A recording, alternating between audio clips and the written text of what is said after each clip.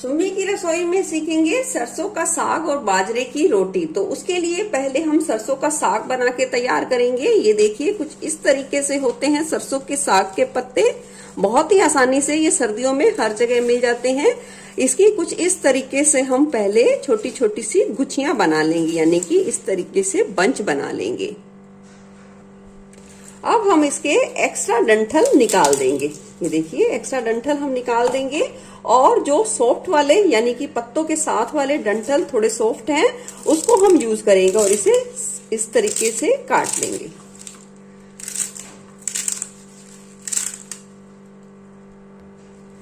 इसी तरीके से हम सारे सरसों के पत्तों को साफ करके काट के तैयार करेंगे।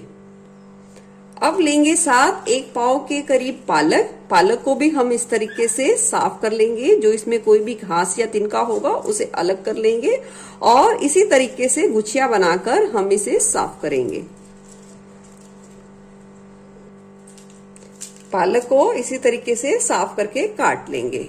साग के लिए यहाँ मैंने 200 ग्राम के करीब लिया है बथुआ। बथुए के इस तरीके से पत्ते अलग कर लेंगे और डंठल अलग कर लेंगे।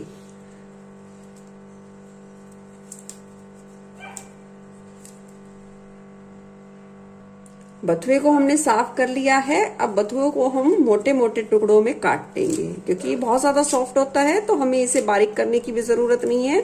हम इसे चाहे ऐसे भी ले सकते हैं, बस डंठलों को अलग करके। अब मैंने 1 मुट्ठी के करीब ली है साग के लिए मेथी। मेथी को अच्छे तरीके से साफ करेंगे, यानी कि मेथी के डंठल अलग कर लेंगे और पत्ते हम अलग कर लेंगे। मेथी को साफ करने के बाद मेथी को भी काट लेंगे।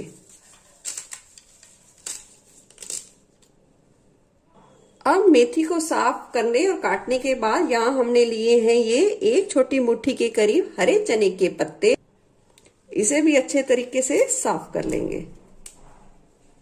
देखिए ये पत्ते अगर आपके पास हो तो आप ले सकते हैं, वरना आप स्किप भी कर सकते हैं। साग के लिए सभी हरे पत्तों को हमने अच्छे तरीके से साफ करके काट लिया है। अब साग के लिए सभी पत्तों को हमने अच्छे तरीके से साफ करके काट लिया है। अब साग को हम अच्छे तरीके से 3 से 4 पानी में धोएंगे, ताकि सारी गंदगी और इसमें जो भी मिट्टी होती है वो भी अच्छे तरीके से निकल जाए। साग को हमने अच्छे तरीके से धो लिया है और धोने के बाद हमने इसे डाल दिया है कुकर में उबलने के लिए। अब साग में हम डाल देंगे 7 से 8 डाल देंगे हरी मिर्चें, 1 बड़ा टुकड़ा अदरक का कटा हुआ, 8 से 10 डाल देंगे लहसुन की कलियां और थोड़ा सा डाल देंगे हरा धनिया पत्ता अच्छे तरीके से धोकर। साग को चढ़ा दिया है गैस पर उबलने के लिए। जैसे ही साग थोड़ा सा पकना शुरू होगा पत्ते खुद ब खुद नीचे होते चले जाएंगे, तो इसलिए हमें 4 से 5 मिनट के लिए वेट करना होगा। देख सकते हैं साग नीचे बैठना शुरू हो गया है। इसे कड़छी की सहायता से थोड़ा सा दबा देंगे। डाल देंगे स्वाद के अनुसार नमक। कुकर का ढक्कन लगा देंगे। अब कुकर में फुल फ्लेम पे 1 सीटी आने के बाद गैस की फ्लेम हम कर देंगे बाद में लो और 30 मिनट साग को पकने देंगे और फिर प्रेशर डाउन होने के बाद चेक करेंगे साग को। चेक कर लेते हैं अब साग को। ये देखिए साग बहुत ही अच्छे तरीके से गल गया है। अब साग को हम घोटेंगे तो उसके लिए डाल देंगे 2 चम्मच के करीब मक्की का आटा। इससे क्या होगा, साग के सारे फ्लेवर बहुत ही अच्छे तरीके से उभर कर आएंगे। आटे को साग में अच्छे तरीके से कड़छी की सहायता से मिला देंगे, ताकि कहीं भी आटे की कोई भी गुठली ना बने। अब साग को हम हैंड ब्लेंडर की सहायता से अच्छे तरीके से घोट लेंगे। इस स्टेज पर आपको लगे कि साग थोड़ा सा सूखा है तो आप इसमें थोड़ा सा उबला हुआ पानी का साथ साथ इस्तेमाल कर सकते हैं।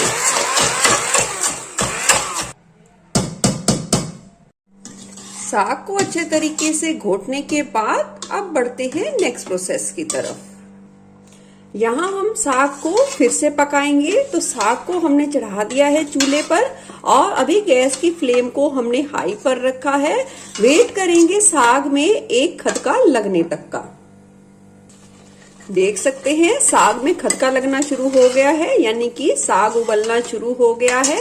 अब गैस की फ्लेम कर देंगे लो और साग को 5 से 7 मिनट के लिए अच्छे तरीके तक पकने देंगे, ताकि जो हमने मक्की का आटा डाला है वो अच्छे तरीके से पक जाए और सारे फ्लेवर साग में उभरकर अच्छे तरीके से आए। साग देखिए बहुत ही अच्छे तरीके से पक गया है और आप देख सकते हैं कुकर के जो तले पर भी हल्का हल्का सा लगना शुरू हो गया है। जब ये लगना शुरू हो जाए तो समझो साग हमारा बहुत ही अच्छे तरीके से पक चुका है। और ऐसी स्टेज आने में 2 से 4 मिनट कम ज्यादा भी लग सकते हैं, तो आपको इस स्टेज तक साग को अच्छे तरीके से पकाना है।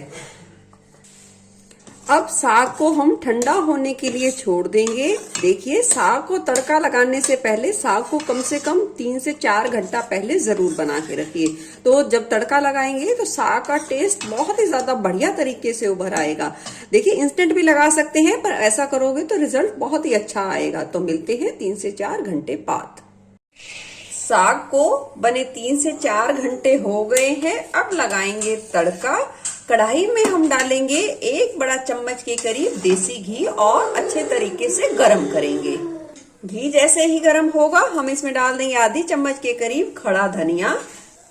हल्का सा खड़ा धनिया भुनने के बाद हम इसमें डाल देंगे 1 मीडियम साइज का कटा हुआ बारीक प्याज। प्याज को यहाँ हम गुलाबी होने तक अच्छे तरीके से भून लेंगे। गैस की फ्लेम को मीडियम पर ही रखेंगे। प्याज को यहाँ अच्छे तरीके से गुलाबी कर दिया है। अब डाल देंगे बारीक कटे हुए टमाटर। टमाटर को अच्छे तरीके से गलने तक हम पका लेंगे। टमाटर ऑलमोस्ट अच्छे तरीके से गल गए हैं। अब हम इसमें डाल देंगे आधी चम्मच के हिसाब से लाल मिर्च पाउडर और डाल देंगे थोड़ी सी बारीक कटी हुई मेथी। अब सभी चीजों को लो फ्लेम पे 1 मिनट के लिए पका लेंगे, यानी कि भून लेंगे। तड़का अच्छे तरीके से पक गया है। देख सकते हैं आप कितना बढ़िया कलर आया है। अब हम इसमें डाल देंगे साग। मैंने जितना साग बनाया था उसका आधा साग इसमें डालूंगी और आधा इसका बाद में तड़का लगाऊंगी। उस हिसाब से ही मैंने आपको तड़का बताया है। अब इसे अच्छे तरीके से मिला देंगे। अब तड़के में साग को अच्छे तरीके से रमने देंगे, यानी कि रिझने देंगे। लो फ्लेम पे हम 5 से 7 मिनट के लिए साग को छोड़ देंगे। देख सकते हैं साग को देखने से अंदाजा लग गया होगा साग हमारा कितना बिल्कुल मलाईदार, बिल्कुल हलवे जैसा बनके तैयार हो गया है। देख सकते हैं आप पास से साग बनके बिल्कुल तैयार है। अब लगा लेते हैं साग के साथ बाजरे की रोटी का आटा। बाजरे की रोटी बनाने के लिए मैंने डाल दिया है 1 बड़ी कटोरी के करीब बाजरे का आटा, 2 चम्मच के करीब गेहूं का आटा, स्वाद के अनुसार थोड़ा सा नमक और अब डाल देंगे 1 मीडियम साइज की मूली कद्दूकस की हुई। सभी चीजों को अच्छे तरीके से मिला देंगे। 7 से 8 रोटी बनाने के लिए आप 1 मीडियम साइज की मूली का इस्तेमाल कर सकते हैं। अब थोड़ा थोड़ा पानी डाल के हम आटे का एक डो तैयार करेंगे। डो बहुत ज्यादा हार्ड नहीं होना चाहिए, बहुत ज्यादा सॉफ्ट भी नहीं होना चाहिए। आटे को इकट्ठा कर लिया है। अब इस तरीके से, यानी कि ये जो हथेली है इसका दबाव देते हुए आटे को हम 1 से 2 मिनट के लिए गूंथ लेंगे। आटे को गूंथ लिया है। आटा बर्तन पे कहीं भी नहीं चिपका है। इसका मतलब हमारा बाजरे का आटा रोटी के लिए बहुत ही अच्छे तरीके से गूंथ के तैयार हुआ है। अब आटे को 5 मिनट के लिए रेस्ट के लिए छोड़ देंगे और फिर बनाएंगे बाजरे की रोटी। आटे को 5 मिनट हो गए हैं। बना लेंगे आटे की लोई। साइज आप अपने हिसाब से छोटा बड़ा कर सकते हैं। लोई को लपेट लेंगे बाजरे के सूखे आटे से और हल्के हाथ का दबाव देते हुए बेलन से बेल लेंगे। बहुत ही आसानी से बेल पाएंगे, कोई भी दिक्कत नहीं आएगी और नहीं फटेगी आपकी रोटी, नहीं टूटेगी। ये देखिए बहुत ही अच्छे तरीके से बेल पाए हैं। देखिए दूसरी रोटी भी बेल के दिखाती हूँ। अगर लगे एक्स्ट्रा थोड़ा सा सूखा आटा ज्यादा है तो इस तरीके से कपड़े से आप उसे झाड़ लीजिए। और अब सेक लेते हैं बाजरे की रोटी को। बाजरे की रोटी के लिए तवे को बहुत ही अच्छे तरीके से गर्म कर लिया है। अब डाल देंगे बाजरे की रोटी और सिकने देंगे एक तरफ, पलट देंगे और दूसरी तरफ भी सिकने देंगे। आप चाहें तो अलट पलट कर इसे बिना घी लगाए भी सेक सकते हैं और आप चाहें तो इसे आधा तवे पर सेक के आधा ऐसे ही चूल्हे पर यानी कि गैस के बर्नर पर चमटे की सहायता से अलट पलट कर सेक के एंजॉय कर सकते हैं। मैं यहाँ दोनों तरफ घी लगाकर इसे सेकूंगी। देखिए बहुत ही अच्छे तरीके से खस्ता बाजरे की रोटी हमने बना के तैयार कर ली है। अब तैयार कर लेते हैं पूरी थाली को। गर्मा गर्म सरसों का साग और बाजरे की रोटी बनके तैयार है। आप इस रेसिपी को जरूर ट्राई कीजिए और अपना अनुभव मेरे साथ जरूर साझा कीजिए। फिर मिलूंगी ऐसे बढ़िया रेसिपी के साथ। धन्यवाद।